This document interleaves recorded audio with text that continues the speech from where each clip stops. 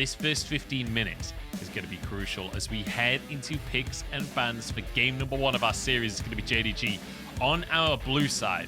As the highest seed, they got first pick in this one, banning away the Akali from Nuguri and also banning the Rel from Crisp. This is a JDG that have done their homework. This is pretty interesting. I assumed that this matchup was going to be red side focused, but JD Gaming on the higher seed actually goes for blue side themselves.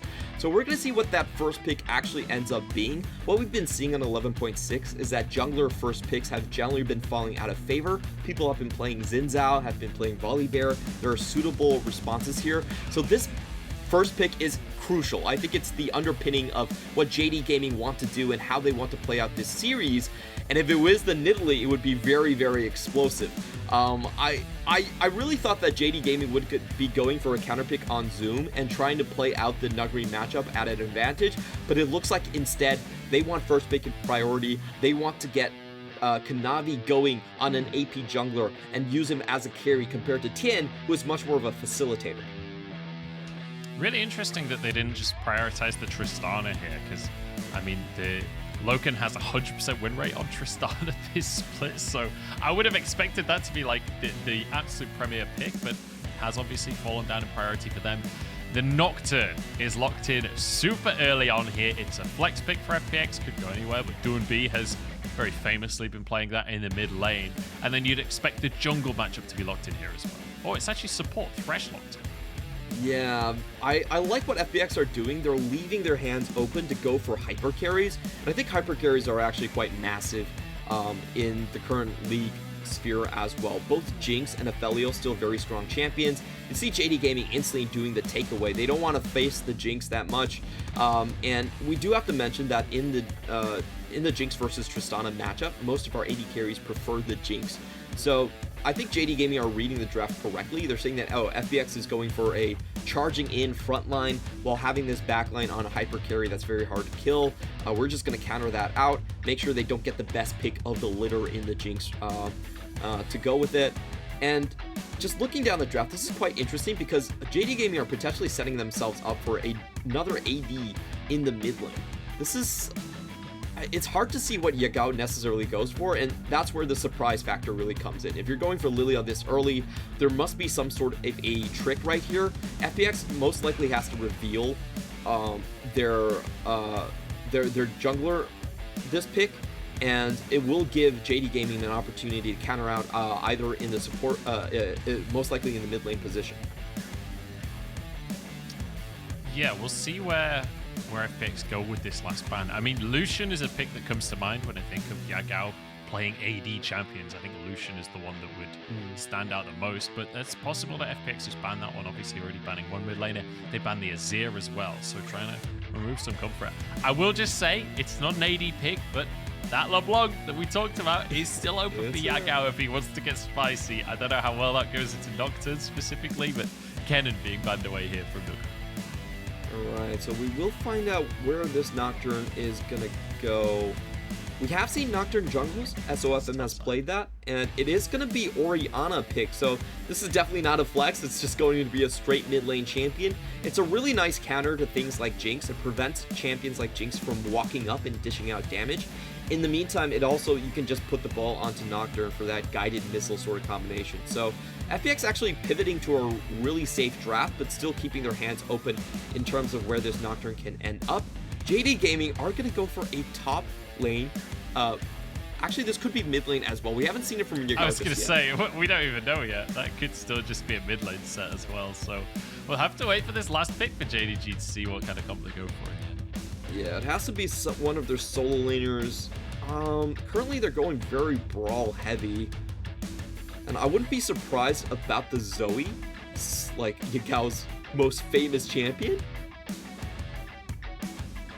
Alright, so comfort there for Yagao to finish that draft out, and now FPX with, I guess you could assume the Nocturne is now for TM, which we've said this guy loves to gank, loves to get into the lanes. Nocturne's certainly capable of doing that.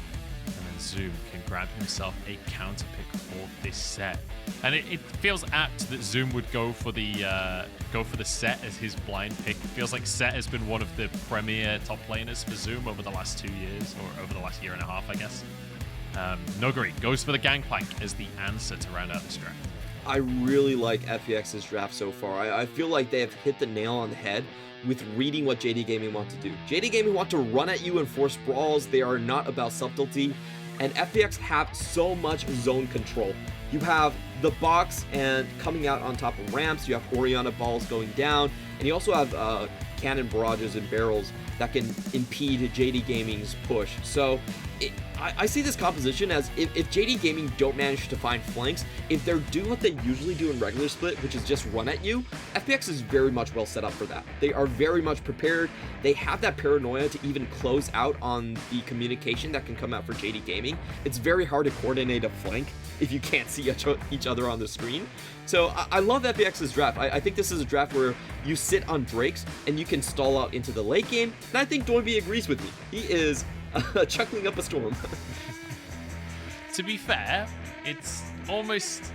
I can't remember the last time I watched Doinby on stage and he wasn't giggling. Even when they're losing, he seems to be giggling. So that Doinby will do Doinby things, but it does feel like FPX came in very prepared into this series, knowing what to expect from JD-Gaming. They've drafted this beautiful composition specifically to face up against JDG. We'll see if this Aphelios hyper carry composition can work out for FPX in our first game of Round 3 of playoffs.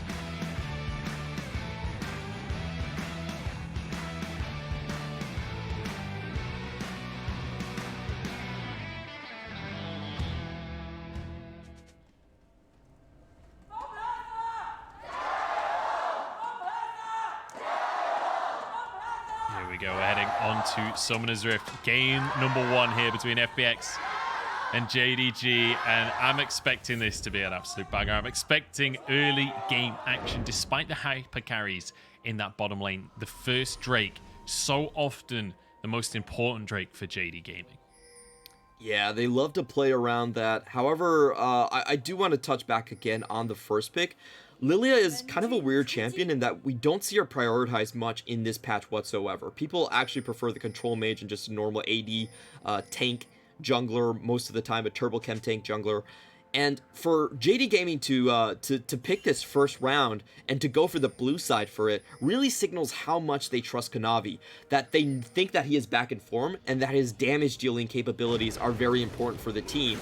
So we will have to pay close attention to how Kanavi actually farms up and sort of becomes this main carry for the team. I'm really surprised about this draft. It's something that I did not expect them to go for, but I think JD-Gaming might actually have a bit of a longer term game plan. They do want to get a bit more farm on the Lilia compared to something that's more early game focused like a Volibear. Yeah, I will say as well, when it comes to this JD-Gaming draft, like, I hope FPX remembered their alarm clocks today, because with the Lilia and the Zoe, there's going to be a lot of snoozing going on from FPX during these skirmishes. So potential for QSSs to come on through to pay the tax, as it were, against this much. It's more than just CC, right? Because it enables a lot of damage from the comp as well. So feels like huge windows of opportunity there as Kanavi wants to start things off quickly here. Down towards the bottom lane. Slow on LWX. Cleanse already having to be used. Flash as well as Kanavi trying to chase it down. I think Crisp will turn into the target. FPX get away with it, but they burned 3 summoners defensively. Yeah, that was a massive win. And in the meantime, Tien has to claw back with his pathing advantage here. So FPX, they knew that there was a leash on the bottom side. We saw Loken and Lurmao start them up for that.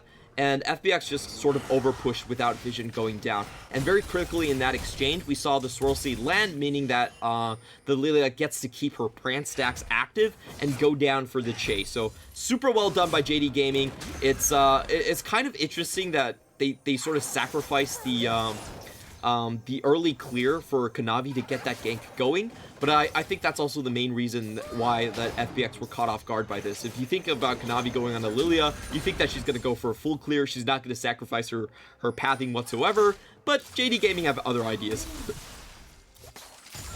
I will say though, with FPX having no summoners defensively available in that bottom side, they're going to be really vulnerable within Aphelios right there. And Crisp, obviously, on that Thresh, will still have the Lantern available to try and save LWX's life, but if Kanavi wants to rinse and repeat that gank, could spell disaster for FPX. And also, even after the reset here from Loken, does already have a full one-wave advantage when it comes to the CS because of that early game skirmish. Yeah, it's a pretty big advantage coming in from the bottom side for JD Gaming. If they can just set up and pull the wave closer, it's very awkward for FPX. They almost need to hover that lane by either their mid laner or having Nocturne coming down early. Now, I do also want to mention that Kanavi, because of the pathing side from Tien going from top to bottom, he doesn't actually lose out on the scuttle. So it's not actually as bad for Kanavi. He is down a back, but crucially getting the scuttle is rather important for him. And just looking at this top lane matchup a little bit more, this is one I'm really curious in. We don't see this set matchup much against the Gangplank, but as we can see, Zoom has great sustain against Nuguri, and even though Nuguri did have the counter pick in this matchup, it doesn't seem like he's going to be able to do much against Zoom, and this is actually very close to being a solo kill. He has to be careful about Zoom taking over to 6. Yeah, Tian is waiting in the wings. I think Tian's on the same page as you there, Clement. You see Yagao gets the Scryer's Bloom, will spot Tian out, and that means Zoom will back away a little bit. Huge lane pressure there. Kanavi's moving in the bottom side. Again, the Lantern available. In come the Flame Chompers. Crisp is caught, knocked down, and finished off first blood for Kanavi with the repeat gang. Yeah, this is really good pathing from Kanavi. Just realized that this guy actually hasn't backed. He walked all the way from top side after taking Scuttle directly onto the bottom side. He did not go back for a reset for his boots. He went directly into the bot lane, and I love this about top junglers. What good junglers will do, what really separates great junglers from good junglers, is their understanding of how to get some of these weird pathings going off and be completely unexpected. I think that FPX thought that they were completely safe. They thought that for sure that Kanavi had to base at some point, and Kanavi just didn't do so. He just stayed on the map. Yeah, often even though basing would theoretically be like the optimal way to jungle it, because you're unpredictable, you end up finding better ways to play the early game. So really nicely done from Kanavi. The answer from FPX is Tian now gets to be on the map first because Kanavi had to reset, now is up on his top side. So this will be the Drake for FPX. I do want to talk a little bit about the mid lane match if you've got a second here, Clement, because we were talking about how Do and B were expecting things like the Renekton, the Kled, and we did see this Orianna against RA. We saw it twice, but it felt like he struggled to have as much of an impact on this Orianna than what we saw from him on the bruises in that series. Do you expect him still to play this roam-heavy style that we're so used to from Do and B when it comes to playing Orianna? Definitely not. I think FPX is actually on a full-scale plan this game around. If you look at the champions that they have when it goes into the late game, I do prefer the Orianna over the Zoe. I think as a baseline power, she will have more impact. In the meantime, JD Gaming trying to look for a play. Great spell shield from Tian, but he's going to be put to sleep regardless. In they go Flame Chompers on the Crisp, who flashes just about, but LWX is alone. And Loken finishes another kill. And JDG, we said first Drake is where they usually fight. They forewent the first Drake, they just fight afterwards. Yeah, really well done there by Kanavi. He has his level 6 first over 10, so he knows that there's a massive advantage in terms of the ultimates coming down. Also, Doinby wasn't able to join as quickly as Yagao was onto that fight.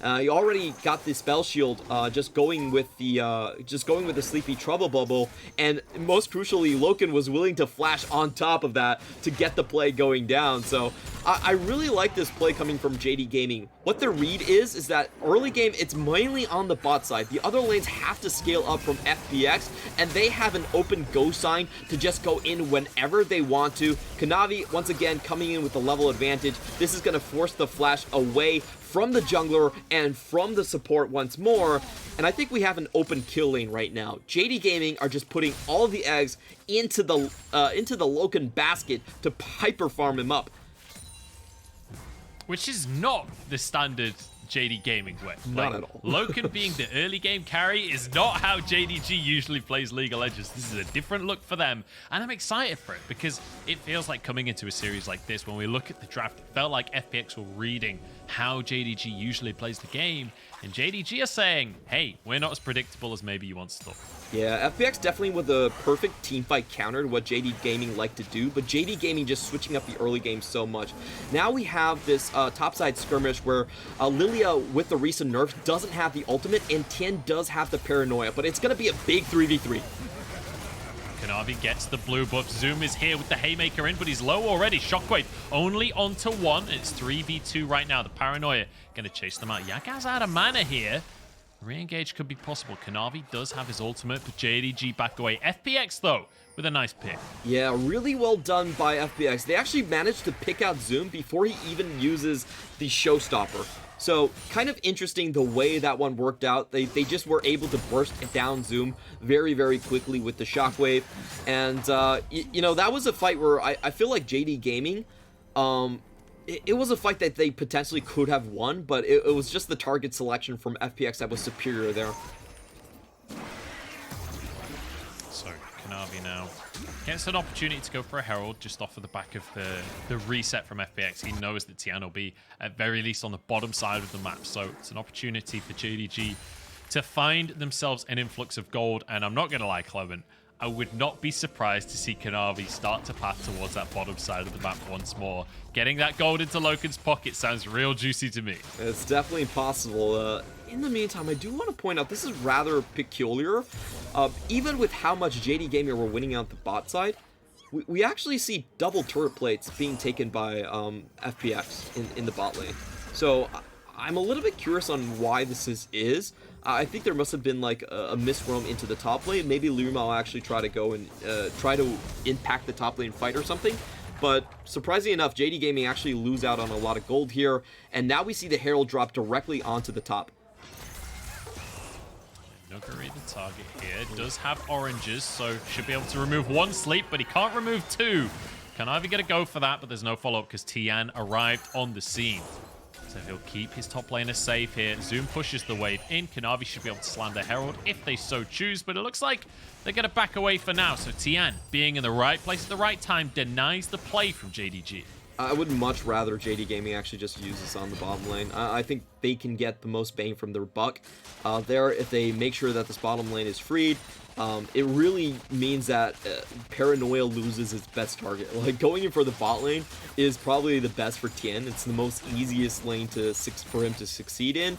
And that was a little bit casual from Kanavi throwing out the ultimate like that. I did want to mention on the patch, Lilia's ultimate has been up by 20 seconds for every single ring. And if you use a Lilting Lullaby, there will be those times that we saw, like just in the topside skirmish, where you don't have the ultimate and FPX can just force you because Shockwave and Paranoia have more upfront damage going into these skirmishes. Yeah, you've got ultimates that really pack a punch on the side of FPX, but here we go. Look at the roams from Tien and Duan. They want to answer in the bottom side. The Herald should finish this tower. Flash available. In they go. Cannon barrage down as well, but the Fear's not going to do all of anything. Loken walks away. Lumao still has the shield, but the Grey Health not even going to be used. As Duan picks himself up a kill. It's a kill for a tower as the Herald got the charge. Yeah, and we saw the combo in action there. Nocturne just being a ball delivery system. Point and click right into the front line. And JD Gaming, they just didn't have that mid lane zoned out right there. Zoe could not impact. But now Tien's going for a bit of a risky take right here. Loken still has the Super Mega Death Rocket. I don't think you can go for this Drake.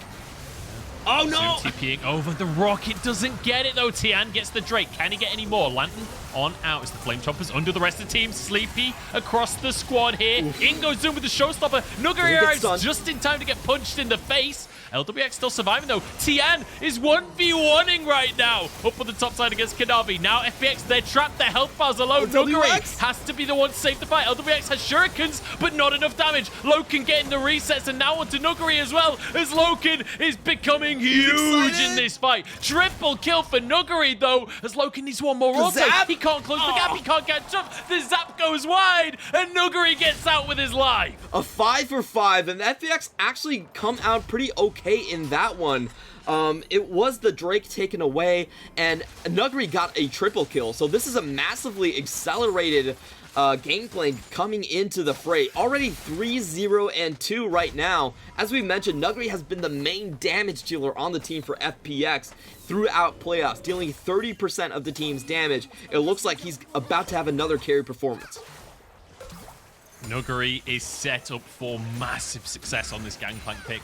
Off the back of that fight, already has the Essence Remover to work with. He'll be heading straight towards a second item as well. And you can expect that those barrels are going to blow Loken and Yagao to smithereens if he's in the right position. But Loken also being set up for success. Let's take another look at how it'll start. Massively extended fight coming in at the start. Tien going the paranoia route and them getting just the one kill here. It denies the gold going onto Loken, which is really important.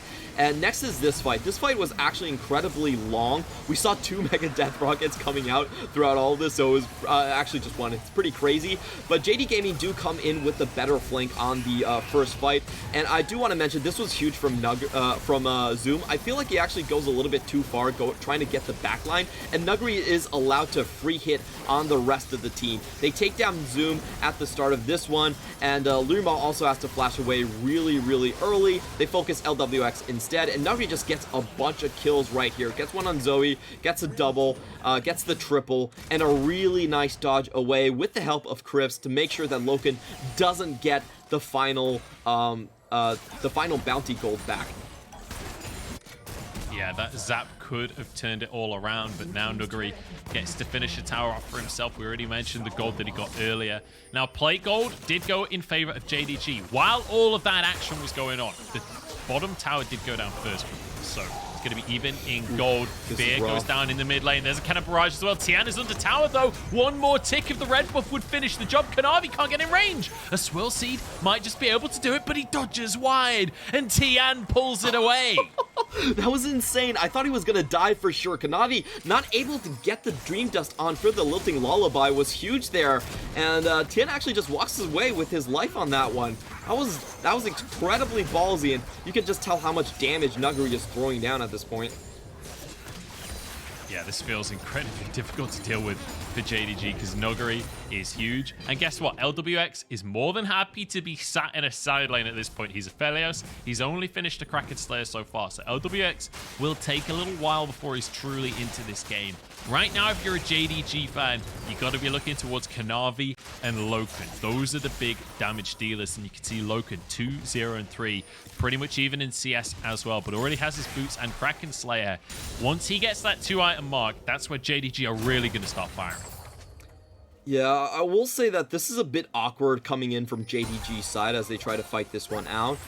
Right now, Kanavi, he can't really go forward into the team fight. Nuguri will just blow him up. He has no armor whatsoever. He has to rush by Azanias right here just to keep his damage going. Not exactly what you want to do if you want to play snowball carry on the Lilia. So it's going to be a while for Kanavi to actually be that damage threat. I think for now, at least, he's just trying to skirt around the outsides of these team fights and get the CC down.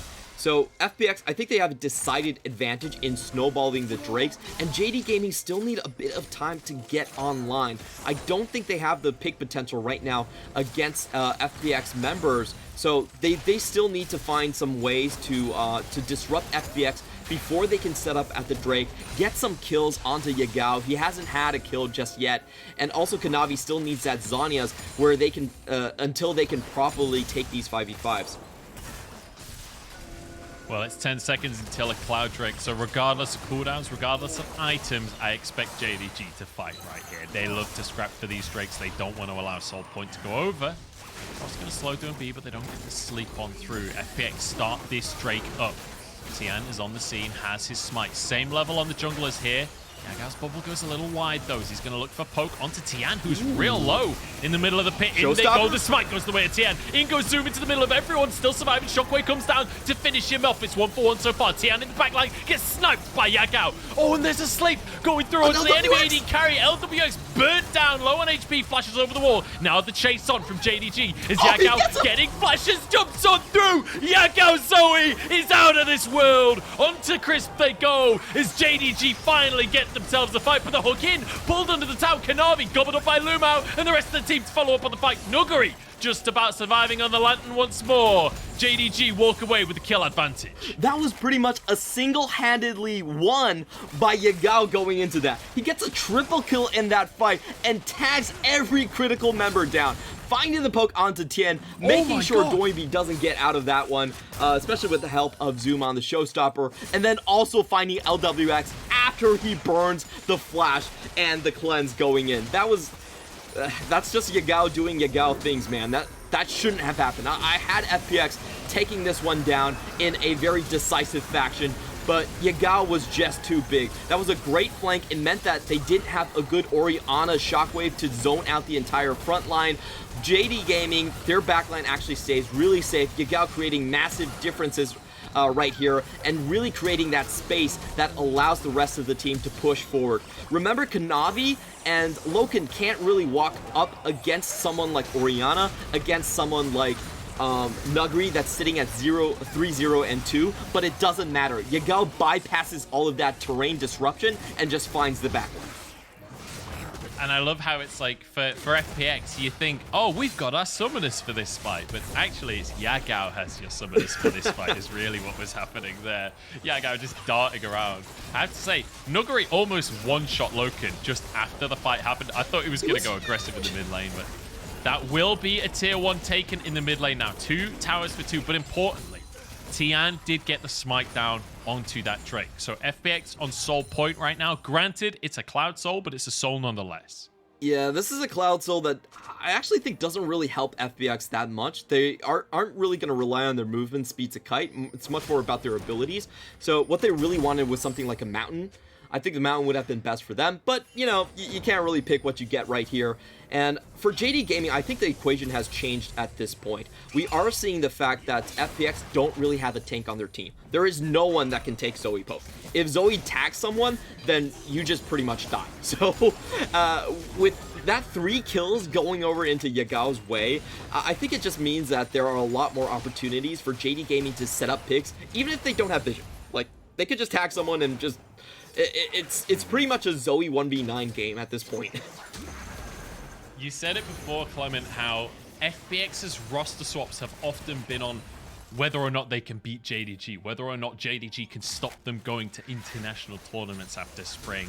Nuguri coming into the roster has been the latest roster swap for FPX.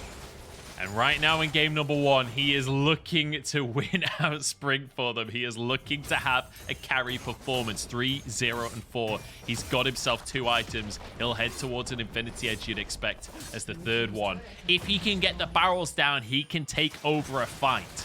But with this Lilia, with this Zoe as well, could be difficult to find that positioning. I really love what FPX are doing right here. And they're not trying to contest head on, but just trying to play off the strength of Nuguri at this point. Nuguri can take the side lane fights very easily. He has no fear of Zoom whatsoever.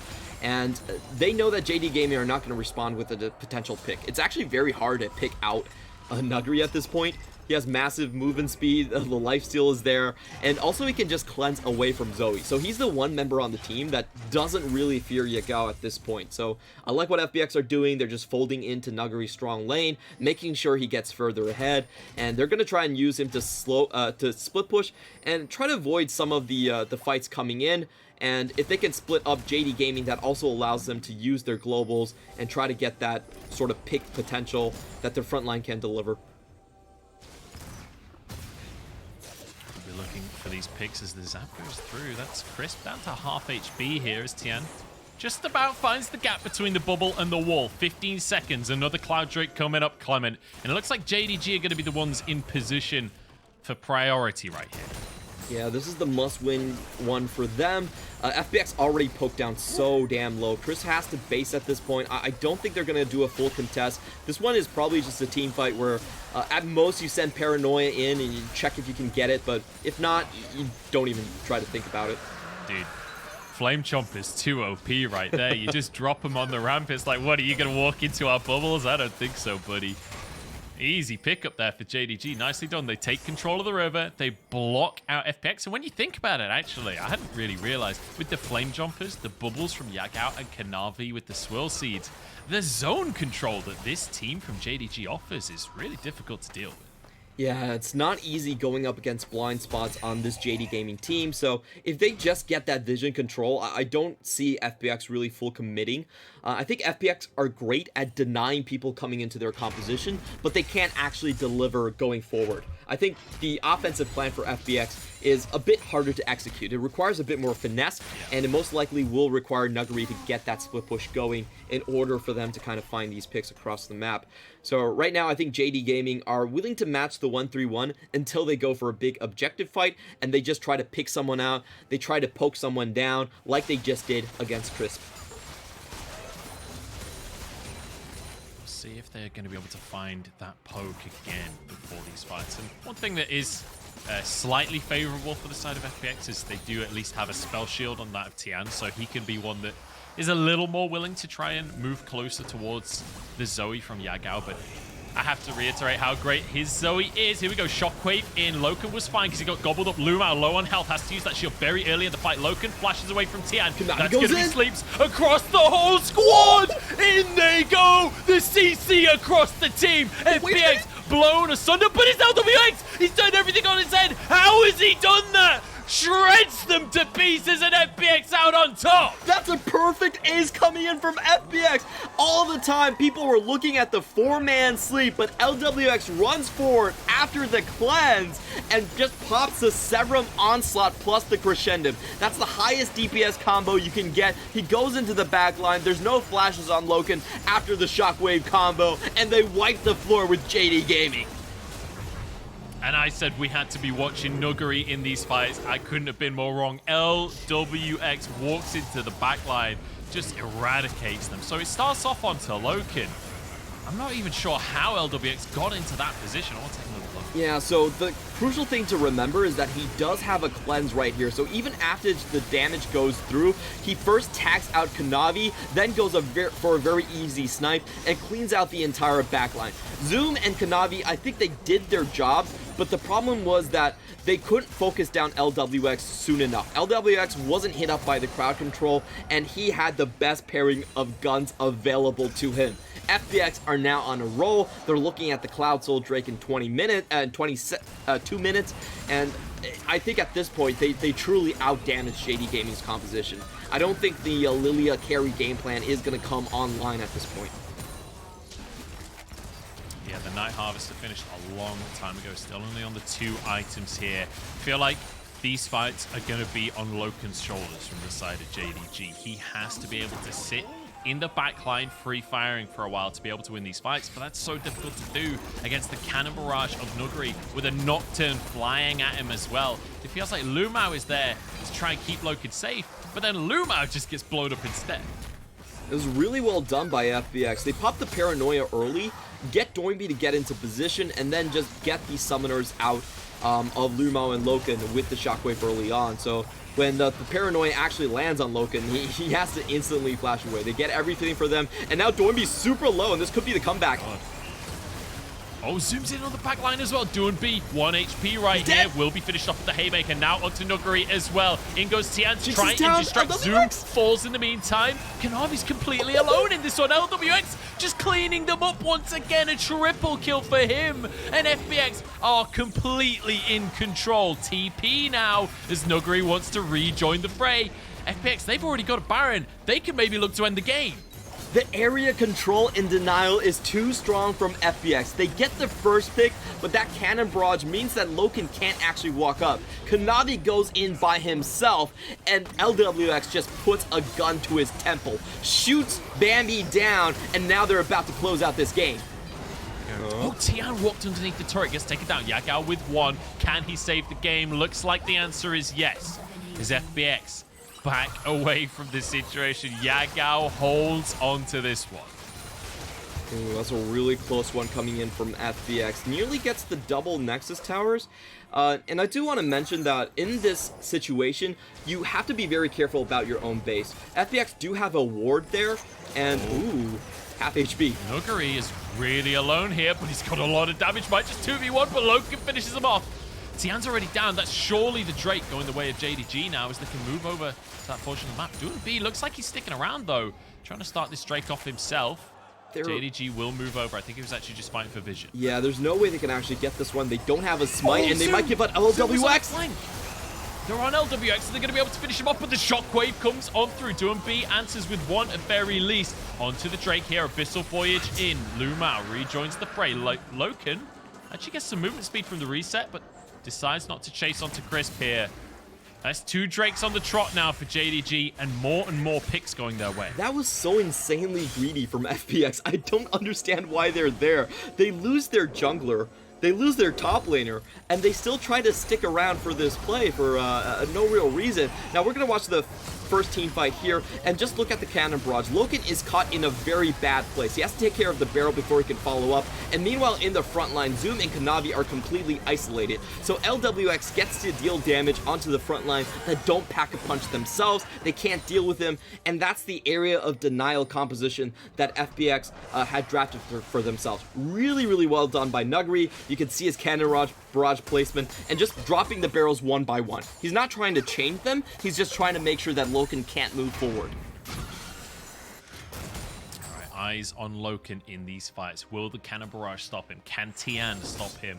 Loken is the shining light for JDG, but FPX, it feels like they've got his number. It feels like LWX is able to do whatever he wants in these skirmishes. Also, Nuguri's damage off of these barrels, he's doing like half of anyone's health. Anyone that steps up to Nuguri at this point in the game is getting one shot. I do want to mention, look at this gold graph. Loken got a huge bunch of gold because for some reason, Nuguri just tried to outplay 1v2 in the brush.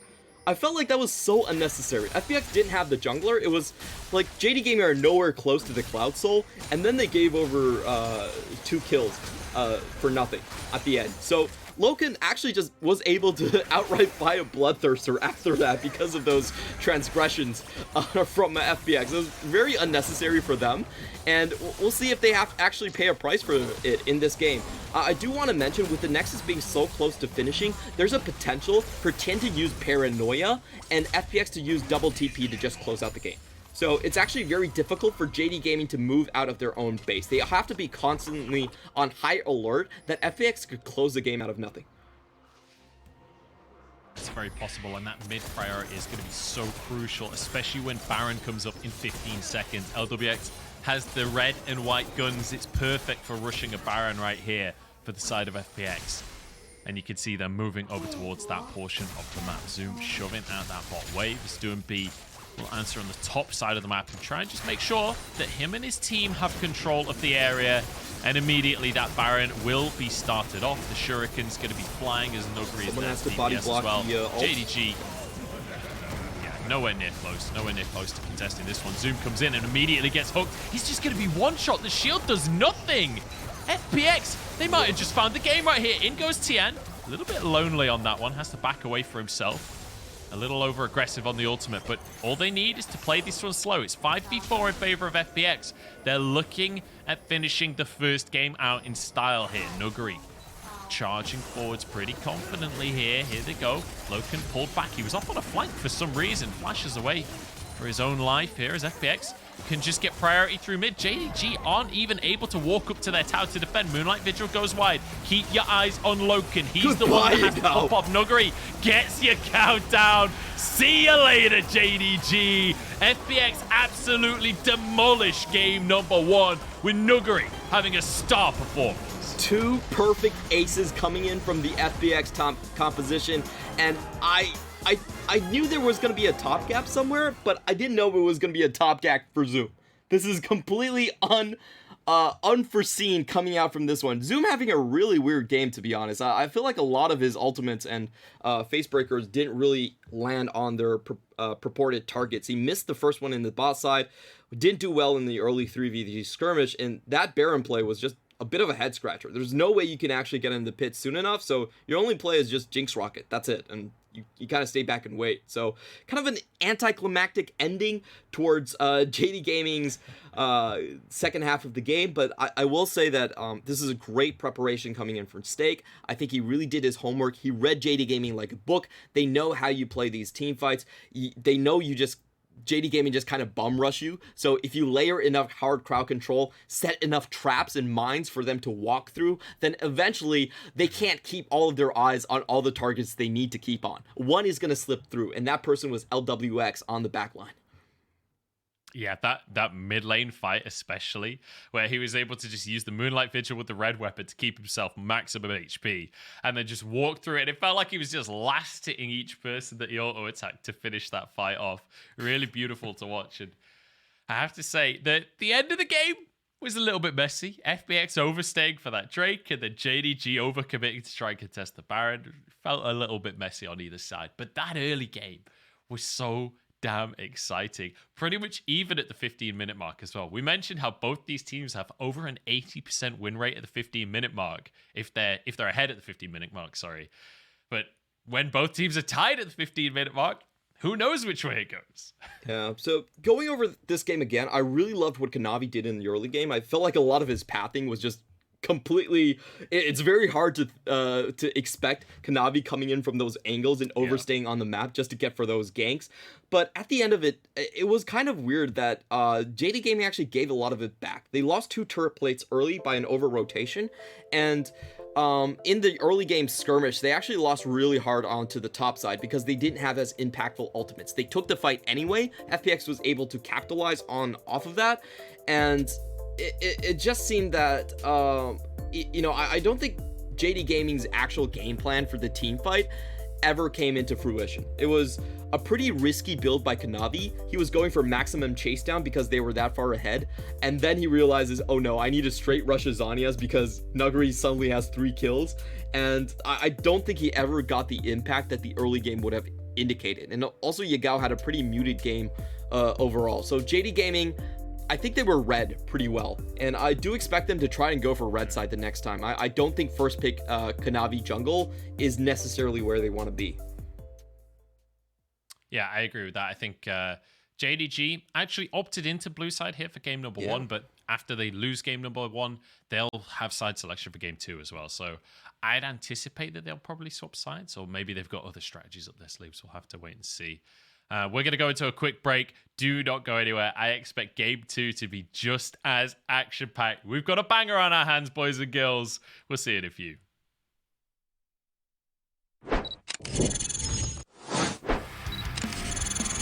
To keep himself safe, and the rest of the team now arriving in the fray. Zip goes down as Nuguri is on the chase. He's charging along with his flaming sword. He wants to cut them to size. I don't think he can close the gap. In they go with the Gale Force to take them down. Forge on 1 HP, but he's crit to fall. And a reheal. He doesn't have that unbreakable will. He already used it, and he's taken down for the triple. God damn, I love the new FPX. Should and will are 2 very, very different words. As you can see, WE, they're trying to push themselves in. They know it's a 4v4. If they catch someone out, if they catch Wink out, he doesn't have anywhere to go. They jump in, Hexagon will let him, and a 3-man Shockwave is a perfect combination. They can't get the lilting lullaby. They can't get anything else going for them, and Team WE will mop the floor with IG. Perfect engagement. But Rookie is here. They're going to use the TP from the Shy. He has got ultimate as well. Will flash in, pulverize Mako, trying to make up for that first game. The Shy is there. Actually, interesting interaction there. Gets the knock up, and they go straight in. Flandre is going down, but so is Rookie. They're trying to see if Lucas can get anything else down. They do get the Ornborn out. Puff goes in. He has got the Inferno trigger. Puff gets 1. Puff gets 2. Puff gets 3. And Puff keeps the game alive for IG.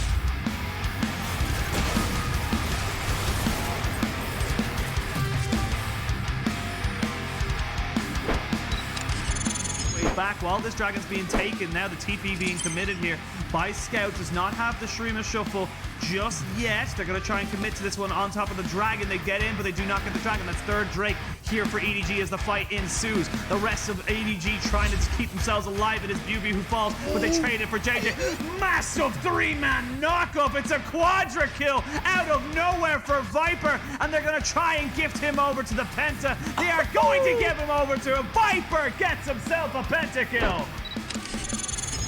flash for himself, and the rest of the team needs to get in and protect him. It's going to be Carcer to go down, starting the fight. In goes 369 onto 5, but the rest of the team's not here. In comes Dracula with the bomb onto everyone. Do they have damage to finish skills? The answer is yes, as down goes Viper, and Dracula has his moment in the sun. It's time to shine, baby.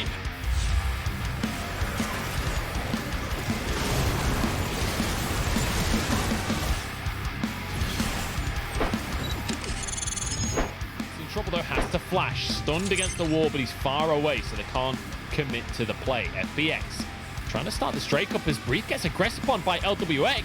Might just be able to survive, but he misses the Vanguard's edge. And so huge stun onto LWX and Baseline trying to finish off the kill onto the AD carry.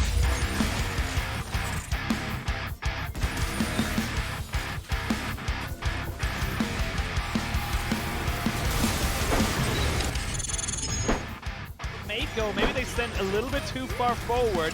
Trade 1 for 1. I kind of feel like that's a little bit more worth for Team WE. Whoa! Jomong going in far too deep, but the fight will ensue. Missing, trying to go in there. They not get the shuffle off. It's a double here for triple for Viper.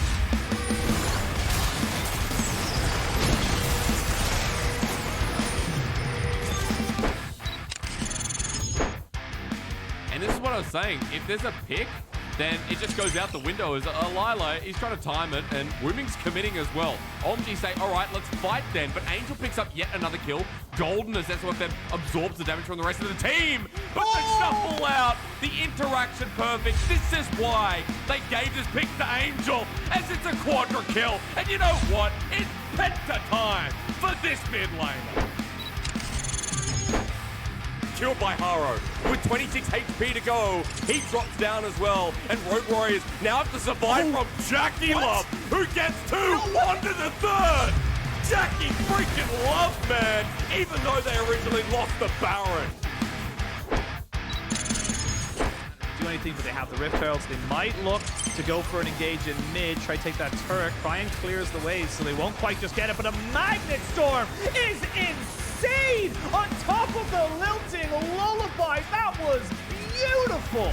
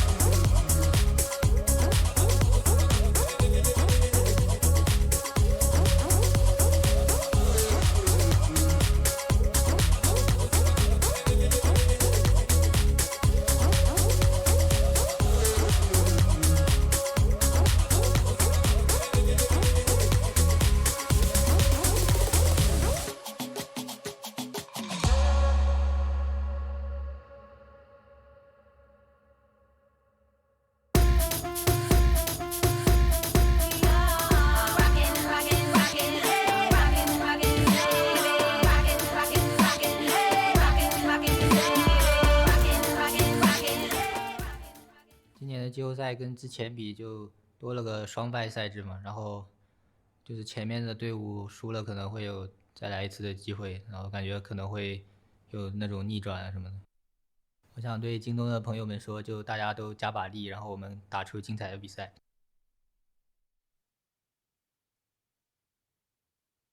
We're one game into what I'm feeling is going to be a 5-game series here, Clement, because that was an insane game number 1. Yagao looking amazing on one side of the board, but then Zoom and LWX just absolutely dominating on the other side. I'm joined by Clement as we head towards game number 2. Clement, give me your top-level thoughts before we jump into MVPs and whatnot.